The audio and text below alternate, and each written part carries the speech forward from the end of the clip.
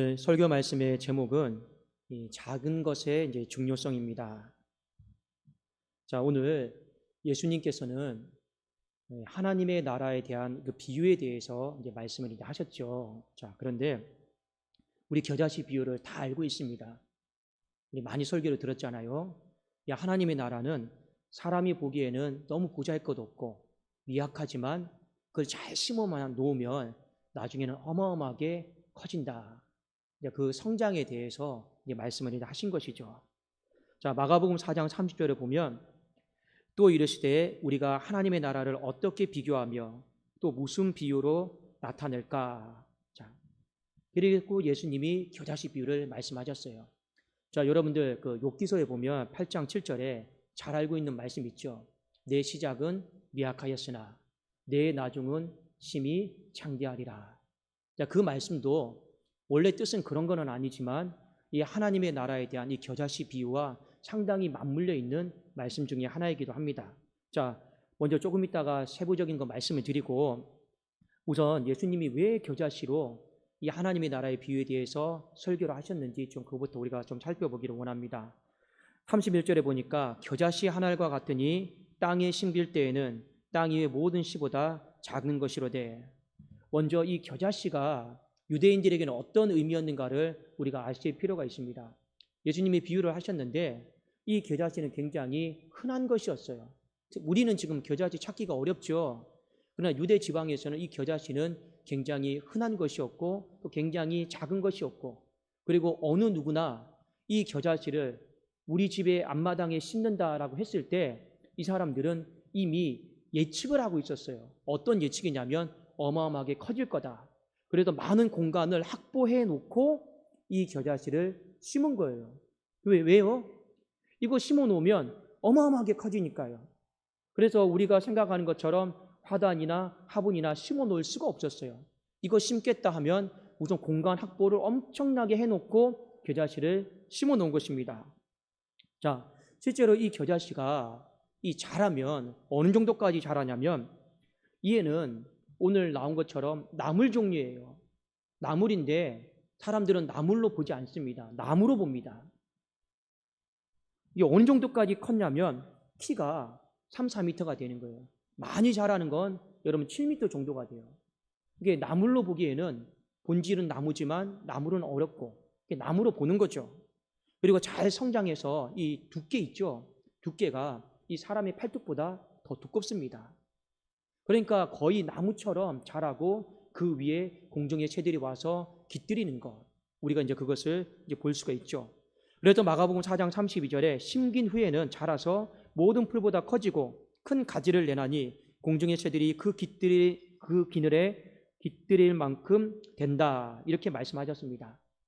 그러니까 주님이 말씀하신 요지는 딱 한 가지입니다. 하나님의 나라는 너희들의 눈에 봤을 때 세상 사람들의 눈에 보기에는 너무 작은 것이다. 그러나 그것은 심어 놓기만 하면 나중에 엄청난 큰 미래를 담고 있다. 자, 그런데 문제는 뭡니까? 예수님께서 이 땅에 오셨을 때 예수님을 뭐로 비유했나요? 건축자의 버린 돌로 비유를 했죠. 근데 그 건축자의 버린 돌이 나중에 뭐가 된 겁니까? 이 온 인류를 계속하고 구원하는 이런 피가 된 거예요. 그렇지 않습니까? 예수님의 그 작은 벽돌 하나가 이 죄악으로 물든 이 세상을 재창조한 거예요. 여러분, 그 당시 사람들이 생각이나 했겠어요? 그 벽돌 하나가 뭐라고? 그래서 사람들이 하찮게 여기고 그냥 건축자의 쓸모없는 돌처럼 버렸는데 나중에 알고 봤더니 그 돌이 이 우주를 천지 만물을 다시금 재창조하는 어마어마한 돌이었다라는 거 아무도 몰랐던 거예요. 하나님만이 아신 거죠. 그러니까 예수님이 이 비유를 통해서 제자들에게 하신 말씀이 무엇입니까? 하나님의 나라를 기대하고 소망하는 것, 그 이전에 작은 거 있죠. 그 작은 것을 중요하게 여겨라. 그거 먼저 우리에게 말씀해 주는 거예요. 지금 마가복음 4장은 계속 말씀에 대한 겁니다. 그 말씀에 어떤 씨 뿌리는 것에 대한 것을 이야기하고 있죠. 그 작은 것을 하찮게 여기지 말고 가볍게 여기지 말고 그 안에는 생명이 있기 때문에 이것은 엄청난 큰 미래를 담고 있다. 그러니까 우리는 뭐 해야 되는 겁니까? 작은 것을 중요하게 여길 수 있어야 되는 거예요. 그 작은 것을 중요하게 여기면서 우리는 무엇을 소망하는 사람입니까? 이 작은 것이 얼마만큼 커질까? 얼마만큼 내 생각과 지성을 뛰어넘어서 커질까? 이거 생각해야 되는 거예요. 자, 그런데 오늘 저와 여러분들이 몇 가지 좀 살펴보기를 원하는 게 있습니다. 우리가 신앙생활하면서 하나님 나라와 관련된 것 중에서 작은 것이 몇 가지가 있어요. 다 하나님 나라와 관련된 것들입니다. 근데 그 작은 것들을 내가 혹시 하찮게 여기고 있지 않는가? 그냥 별 볼 일 없이 여기고 있지 않는가? 한 세 가지를 좀 정리를 해왔습니다. 그걸 한번 하나하나씩 저와 여러분이 좀 살펴보고 하찮게 여겼다라면 회개하고 그것을 다시금 하나님의 나라의 엄청난 성장을 이룰 거다라고 하는 기대감을 가지고 그 말씀을 우리가 살펴볼 수 있기를 원합니다. 여러분들이 생각했을 때 신앙생활하면서 하나님 나라와 관련된 것 중에서 가장 작은 것이 뭐라고 생각하십니까? 뭐가 가장 작나요? 겨자씨보다 더 작은 것이 무엇이 있을까요? 하나님 나라와 관련된 것 중에서. 제가 성경을 이렇게 묵상하다 보니까 우리가 신앙생활하면서 이거는 하나님 나라와 반드시 관련이 있는데 가장 작은 게 있어요. 이게 뭐냐? 바로 믿음입니다. 믿음은 살아있는 거예요. 근데 믿음은 보이지 않아요. 여러분, 안 보여요, 잘. 그러나 믿음은 존재하는 거예요. 그리고 그 믿음으로 말미암아 우리는 하나님의 나라가 이루어지고 성취되는 거 봐야만 하는 사람입니다. 신앙생활은 여러분 믿음으로 하는 거예요. 믿음으로. 그런데 문제는 뭡니까? 이 믿음이다라고 하는 게 존재하는데 너무 작아서 너무 보이지 않는다라는 거예요. 그게 여러분 문제인 겁니다. 히브리서 11장에도 나와 있죠. 믿음은 바라는 것들이 실상이고 보이지 않는 것들의 증거입니다. 우리 눈에는 너무나도 작아 보이지만 안 보여요. 너무 작아서. 근데 그건 존재하는 거죠. 근데 많은 사람들이 믿습니다. 믿음이 중요합니다. 믿음이 중요합니다. 누구나가 다 그런 이야기는 해요. 근데 실제로 우리가 어떤 문제에 직면하고 당면했을 때 정말로 이 믿음을 겨자씨 한 알처럼 심어놓고 하나님 나라를 소망하고 기대하는 사람들은 과연 몇 사람이나 될까? 제가 요즘 다음 주에부터 있을 히브리서 말씀을 묵상을 하는데 보면 참 안타까운 구절들이 많이 있습니다. 많은 사람들이 이 믿음의 경주를 끝까지 하질 않아요. 중도에 다 포기해버립니다. 그런 사람들에 대해서 굉장히 많이 다루고 있습니다. 왜요? 너무 작으니까요. 안 보이니까요. 근데 하나님은 자꾸만 우리에게 그 작은 것을 잘 심어놓고 소망하라고 하잖아요. 근데 그게 잘 안 보여요. 겨자씨보다 더 작아요. 안 보입니다. 그러니까 때로는 우리는 답답한 마음에 어떻게 합니까? 이 믿음을 하찮게 여겨요. 그리고 우리는 소돔과 고모라처럼 눈에 보이는 거, 내 손에 만져줄 수 있는 거, 붙잡을 수 있는 거, 그것 가지고 우리 인생을 우리는 꾸려나가려고 하고 만들어 나가려고 하는 사람들이 굉장히 많이 있다라는 겁니다. 여러분, 믿음을 놓치지 마세요. 믿음을 놓친다라고 하는 건 다른 게 아닙니다. 내가 그 믿음을 하찮게 여기면, 가볍게 여기면 우리는 믿음을 놓쳐버리는 거예요. 우리의 신앙생활 가운데 믿음보다 여러분 작은 거 있으면 가져와 보세요. 왜요? 그건 안 보이는 건데 존재하는 거잖아요. 그 믿음과 관련된 여러분 하나님 나라 우리 어떻게 들어갑니까? 믿어야지 들어간다고 하잖아요. 근데 이것을요 가볍게 여기지 마시라라는 겁니다. 하찮게 여기지 마시라라는 겁니다. 정말로 우리 눈에 지금 안 보이고 정말 만져지지 않고 정말 이것이 보이는지 안 보이는지 살펴볼 수 없다 할지라도 하나님이 우리의 심령 안에 믿음을 심어놨어요. 그리고 우리는 소망해야죠. 이 믿음을 통해서 우리가 장착할 하나님 나라가 얼마나 영화로울까, 얼마나 여러분 위대할까, 그거 소망하셔야 되는 거죠. 우리가 기도하는 것도 마찬가지입니다. 믿음을 가지고 기도하는 거 아니겠습니까? 그럼 우리는 소망해야죠. 하나님이 어떻게 이루실까, 어떻게 여호와께서 일을 성취하실까, 그거 생각해야 되는 거죠. 겨자씨를 심어놓은 사람들이 심으면서 다 그런 마음 가지고 있는데 문제는 뭡니까? 그것을 안 심는다라는 거예요. 왜요? 하찮으니까, 작다고 여기니까. 그러니까 우리가 이 겨자씨 하나, 이 믿음이 가장 첫 번째입니다. 그것을 가볍게 여기거나 작다고 여기지를 마십시오. 그것을 여러분의 마음에 심으시고 여러분의 가정에 심으시고 우리는 계속해서 교회에 심어놔야 되는 것이죠. 두 번째, 많은 사람들이 하나님 나라와 관련되어져서 작다라고 여기는 것이 있습니다. 그게 뭐냐면 이 미약한 시작입니다. 미약한 시작이요. 제가 아까 말씀을 드렸죠.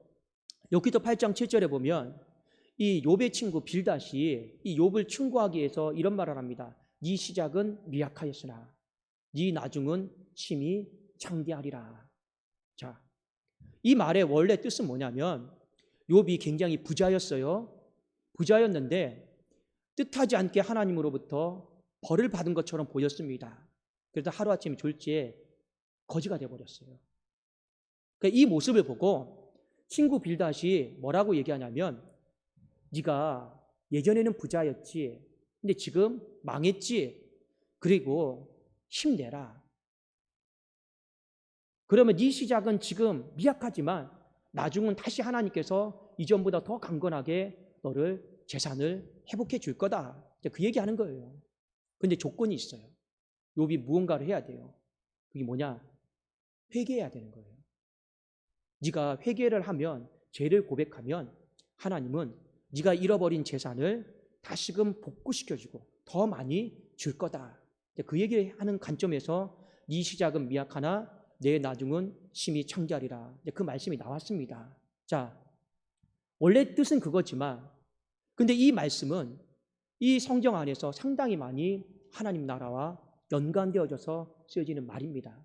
겨자씨와 맞물리는 말씀이에요. 왜요? 우리의 시작은 미약합니다. 우리는 이전에 부유한 자였어요. 이 에덴 동산의 모습을 보세요. 우리는 풍성한 자였어요. 그런데 우리 다 잃어버렸잖아요. 뭐 때문에 잃어버렸습니까? 죄 때문에 잃어버렸잖아요. 죄 때문에 여러분 왕의 지위를 잃어버렸고 에덴 동산에 쫓겨났고 그래도 지금 뭐 없어요. 아무것도. 그리고 우리는 다시 회개하면 하나님께서 다시 회복시킬 거라고 하는 이 믿음을 갖고 있습니다.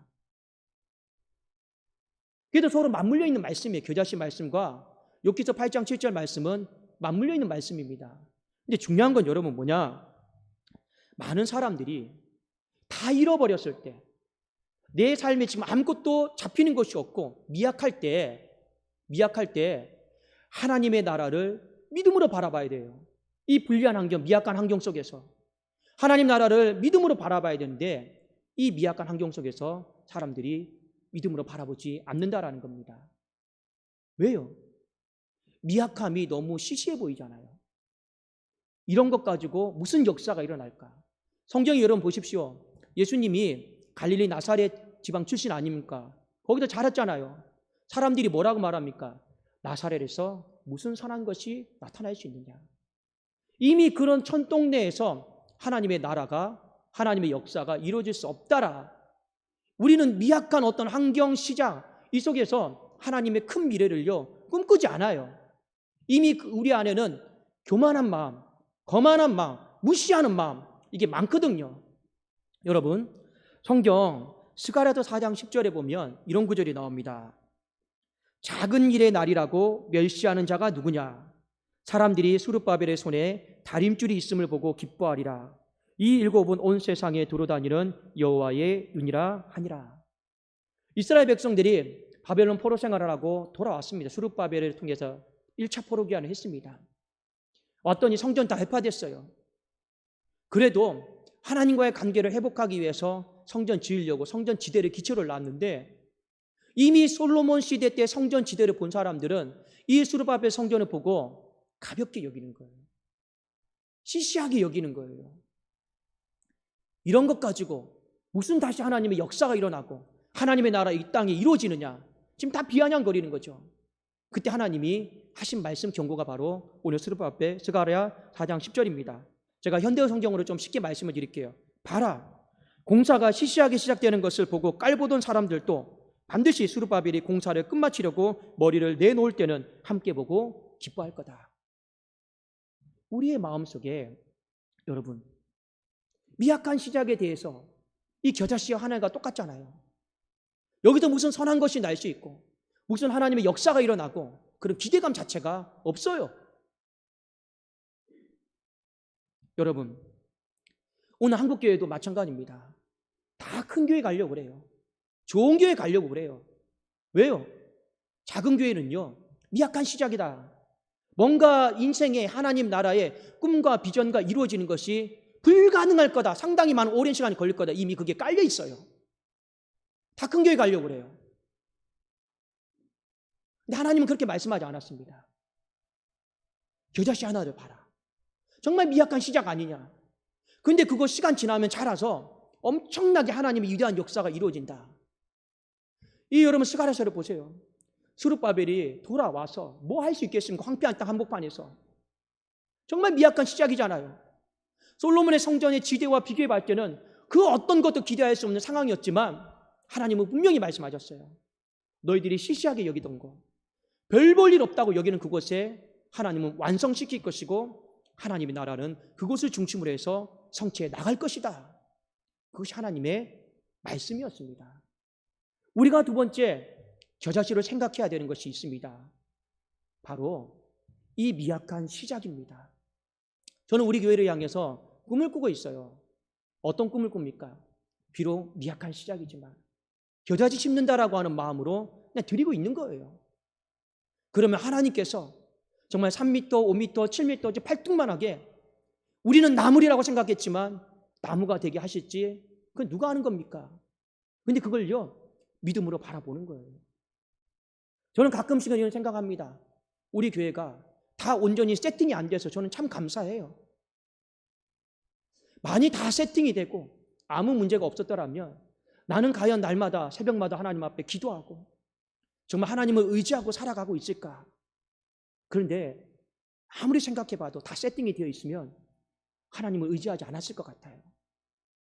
부족하지만 미약한 시작이기에 오히려 더 새벽마다 기도하려고 하고 힘들지만 목요 중보 기도하려고 하고 힘들지만 여러분 금요 철하려고 하고 힘들지만 특세도 2주 하려고 하고 어떤 분들이 생각하실 겁니다. 목사님 다른 교회는 다 1주만 하는데요. 제가 다 생각이 있어서 그래요. 나중에 우리 교회 모든 문제들이 다 해결이 되면 저는 반드시 몇 년 전부터 여러분에게 말씀드린 거 이 40일 철야를 하든 40일 특세를 하든 할 겁니다. 서서히 준비해 나가야죠. 어떤 마음입니까? 미약한 시작 가운데 하나님께서 어떻게 성취시키고 이룰 건가? 그런데 목사가 이 미약한 시작을 미약한 환경을 깔보고 무시하고 그러면 하나님은 역사하지 않겠죠. 스룹바벨의 모습을 잘 생각해 봤으면 좋겠습니다. 마지막 하나, 여러분 적은 일에 대한 생각입니다. 자, 마태복음 25장에 보면 우리가 잘 알고 있는 것처럼 1달란트, 2달란트, 5달란트 받은 사람이 나오죠. 하나님의 나라에 대한 비유에 대한 말씀입니다. 자, 1달란트 받은 사람은 그냥 제쳐놓고 이 2달란트, 5달란트 받은 사람은 열심히 일을 해서 4달란트 남기고 만약 10달란트를 남겼어요. 주님이 와서 칭찬을 했죠. 뭐라고 했습니까? 마태복음 25장 21절에 보니까 그 주인이 이르되 잘하였다.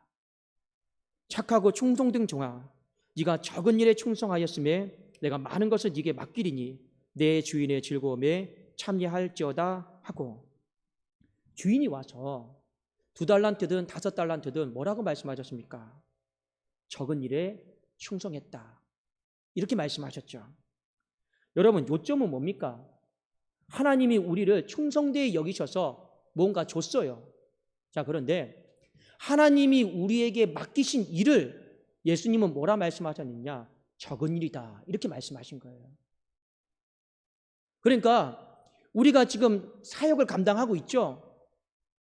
일을 다 맡고 있잖아요. 그런데 하나님 보시기에는 이것이 어떤 뜻이냐면 적은 일이에요. 적은 일. 그러니까 하나님의 일은 적은 일이에요. 지금 설교를 하죠. 많은 일을 하는 게 아니에요. 하나님의 일은 적은 일이에요. 자, 근데 문제는 뭐냐?